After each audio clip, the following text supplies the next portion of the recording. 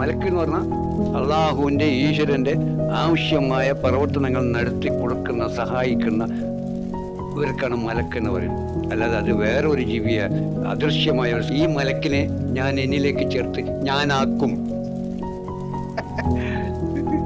അല്ലെങ്കിൽ ഞാൻ അടിച്ച് പുറത്താക്കും, അടിച്ചു ഓടിക്കും, അല്ലെങ്കിൽ ഞാനാക്കും.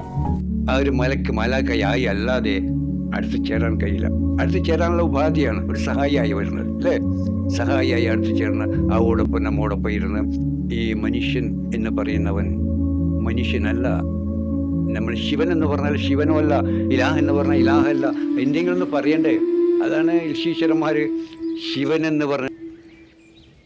ഇവിടെ ജാതി മത വർഗ വിഭാഗമില്ല. എല്ലാ ജീവജാലങ്ങളും പ്രപഞ്ചത്തിലെ ഈ പരമാത്മാവായ ഈശ്വരൻ്റെ അള്ളാഹുവിൻ്റെ ദൈവത്തിൻ്റെ സ്വരൂപമാണ്. ആ പരമാത്മാവായ ഈശ്വരൻ തൻ്റെ വിശേഷ ഗുണം പ്രാവർത്തികമാക്കാൻ ആവശ്യമായ സ്വരൂപം എടുത്താണ് ഉറുമ്പ് മുതൽ നമ്മൾ കാണാത്ത മറ്റു ജീവി മുതൽ ഉറുമ്പ് മുതൽ ആന വരെയുള്ള എല്ലാ ജീവജാലങ്ങളും പരമാത്മാവായ ഈശ്വരൻ്റെ ഓരോ ആവശ്യമായ പ്രവർത്തനങ്ങൾക്ക് വേണ്ടുന്ന സ്വരൂപം എടുത്താണ് പരമാത്മാവായ ഈശ്വരൻ. എന്നിട്ട് ആ ഈശ്വരൻ തന്നെ അതിൽ പ്രവേശിച്ചുകൊണ്ട് അതിലൂടെല്ലാം തൻ്റെ ഉദ്ദേശ ലക്ഷ്യങ്ങളാകുന്ന ആ പ്രവർത്തനങ്ങൾ അതിലൂടെ പ്രവർത്തിച്ചു പോയിരുന്നത് ഓരോ ജീവിയിലൂടെയും. അല്ല, ഈ ജീവികളൊന്നും വെറുതെ സൃഷ്ടിച്ചതല്ല. ഇപ്പം നമ്മളൊരു വീടുണ്ടാക്കി, ഒരു സ്ഥലം വാങ്ങി, അതിൽ വീടുണ്ടാക്കി സൗകര്യമായി ജീവിക്കാൻ വേണ്ട എല്ലാതും, കട്ടിലും മറ്റേ സോഫയും വാഷിംഗ് മെഷീനും ഫ്രിഡ്ജും എ സിയും സുഖസൗകര്യമായി വാഹനങ്ങളും സ്കൂട്ടറും കാറും ഒക്കെ വാങ്ങി ഇതാക്കി. ഇതൊക്കെ ഓരോ ജീവികളാണ്. സ്കൂട്ടറും കാറുകളും വാഷിംഗ് മെഷീനും എ സിയും ഫ്രിഡ്ജും ഇതൊക്കെ നമുക്ക് നമ്മുടെ സുഖമായ ജീവിതത്തിന് ആവശ്യമായ സേവനം നൽകുന്ന, ആവശ്യമായ സഹായം നൽകുന്ന ഓരോ ജീവികളാണ് ഇതൊക്കെ. എന്ന പോലെ പ്രപഞ്ചത്തിൽ മുഴുവനും നിങ്ങൾക്ക് വേണ്ടിയാണ്. ഉറുമ്പ് മുതൽ കാണാത്ത കൃമി മുതൽ ഉറുമ്പ് മുതൽ ആന വരെയുള്ള എല്ലാ ജീവജാലങ്ങളും പക്ഷികളും നിങ്ങൾക്ക് വേണ്ടി സേവനം ചെയ്യാനാണ് ഈ പ്രപഞ്ചത്തിൽ കഷ്ടപ്പെടുക. നിങ്ങൾക്ക് വേണ്ടി. നിങ്ങൾ അറിയുന്നുണ്ടോ? നിങ്ങൾ അറിയുന്നില്ല. അവകൾ നിങ്ങൾക്ക് വേണ്ടി ഈ ദൈവപൂർണനായ ഈ മനുഷ്യനെന്ന് നിങ്ങൾ പറയുന്ന ഈശ്വരനെ, അള്ളാഹുവിനെ, ദൈവത്തിന് വേണ്ടിയാണ് ജീവജാലങ്ങൾ മുഴുവനും നിലകൊള്ളുന്നത്. ഈ പ്രപഞ്ചം തന്നെ നിങ്ങൾക്ക് വേണ്ടിയാണ് നിലകൊള്ളുന്നത്. പ്രപഞ്ചത്തിൽ നിന്ന് പ്രപഞ്ചഗർഭത്തിലേക്ക് ആ പ്രപഞ്ചപ്രകാശം ബീജമായി ഇറങ്ങി വന്ന് എന്നിട്ട് പുനർജനിച്ച ആ പ്രപഞ്ചത്തെ അർദ്ധനാരീശ്വരനായ ശിവനെന്നും ഇലാഹ എന്നും പറയുന്ന ആ പ്രപഞ്ച സ്വരൂപത്തിൻ്റെ ചെറുപതിപ്പാണ് നിങ്ങൾ. മനുഷ്യൻ നിങ്ങൾക്ക് വേണ്ടിയാണ് ഈ പ്രപഞ്ചനാഥൻ. ഇത് നേരത്തെ പറഞ്ഞ പോലെ ഉറുമ്പ് മുതൽ ആന വരെയുള്ള, കാണാത്ത കൃമി മുതൽ ഉറുമ്പ് മുതൽ ആന വരെയുള്ള എല്ലാ ജീവജാലങ്ങളും നിങ്ങൾക്ക് സേവനം ചെയ്യുന്ന സേവകന്മാരാണ് നിങ്ങളുടെ. ഈ സേവനത്തിന് മലക്കെന്നും പറയാം. മലക്ക് എന്ന് പറഞ്ഞാൽ അള്ളാഹുവിൻ്റെ ഈശ്വരൻ്റെ ആവശ്യമായ പ്രവർത്തനങ്ങൾ നടത്തി കൊടുക്കുന്ന, സഹായിക്കുന്ന ഇവർക്കാണ് മലക്കെന്ന് പറയുന്നത്. അല്ലാതെ അത് വേറെ ഒരു ജീവിയെ അദൃശ്യമായ ഒരു സാധനമല്ല.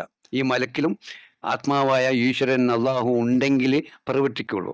അപ്പം മലക്കിലൂടെ പ്രവർത്തിക്കുന്നവരാ അള്ളാഹു ആണ്. അപ്പോൾ നമ്മുടെ സഹായികളാണ്. ഇപ്പോൾ എൻ്റെ മലക്കാണ് ഇവൻ, ഫുൾ സമയം അതിന് ബോഡി ഗാർഡ്, സെക്രട്ടറി, മറിച്ചത് സഹായി എന്നൊക്കെ പറയുന്നത് ഇതിനെ ഞാൻ മലക്കെന്നാണ് പറയുന്നത്. അത് വേറൊരു സൃഷ്ടിയല്ല. ഈ മലക്കിനെ ഞാൻ എന്നിലേക്ക് ചേർത്ത് ഞാനാക്കും, അല്ലെങ്കിൽ ഞാൻ അടിച്ച് പുറത്താക്കും, അടിച്ചു ഓടിക്കും, അല്ലെങ്കിൽ ഞാനാക്കും.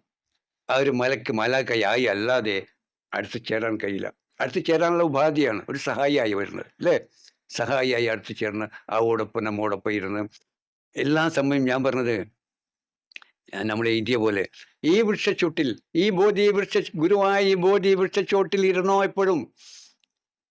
നിനക്ക് ഇതാ ഈ ബോധി വൃക്ഷത്തിൽ നിന്ന്, ഗുരുവായ ബോധി വൃക്ഷത്തിൽ നിന്ന് ബോധനം, എല്ലാ ദർശനങ്ങളും അറിവുകളും കാഴ്ചകളും അറിവുകളും എല്ലാം തന്ന് നിന്നെ അങ്ങനെ വികസിപ്പിച്ച് എന്നെ പ്രപഞ്ചവും പ്രപഞ്ചനാഥനുമാക്കി തീർക്കും. ഇപ്പൊ പറഞ്ഞ മാതിരി അർദ്ധനാരീശ്വരനായ ശിവനും ഇലാഹുമാണ് ഞാൻ. എൻ്റെ ശരീരത്തിൻ്റെ ഉള്ളിലെ സ്വരൂപത്തിൻ്റെ ഉള്ളിലെ ഗർഭമായ ഭൂമിയിലേക്ക് എൻ്റെ ആ പ്രകാശം തന്നെ ബീജമായി ഇറങ്ങി വന്ന ആ ശിവനും ഇലാഹുമായ ഞാൻ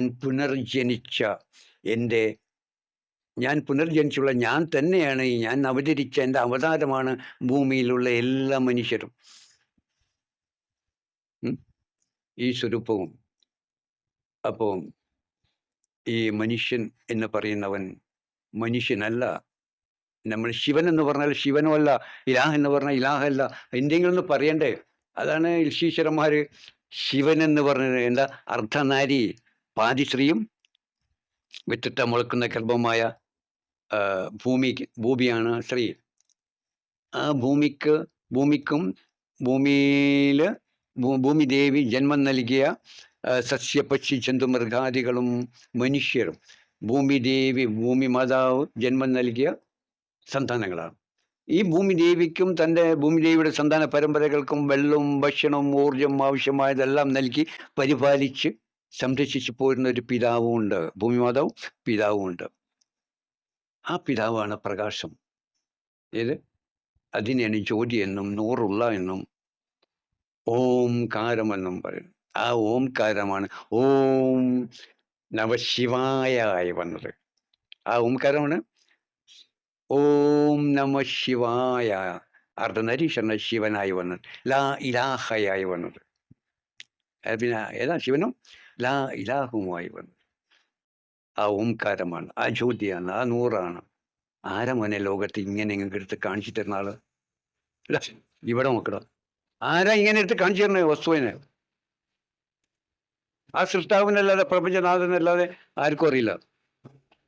അവനാണ് ഇപ്പം നിങ്ങളുടെ മുന്നിൽ നിങ്ങൾക്കിടാ എല്ലാം കാണിച്ചും അറിയിച്ചും നിങ്ങൾ അതിലേക്ക് കൊണ്ടുപോയി നിങ്ങളെ ആ ജ്യോതിയിലേക്ക്, ഓംകാരത്തിലേക്ക്, ആ നൂറിലേക്ക്, പ്രപഞ്ചനാഥനിൽ, പ്രപഞ്ച യാഥാർത്ഥ്യത്തിലേക്ക് കൊണ്ടുപോയി നിങ്ങൾക്ക് കാണിച്ചും അറിയിച്ചും ബോധ്യപ്പെടുത്തി തരാണ്. അല്ല കഥ പറയല്ല, വേറെ ഒന്നില്ല.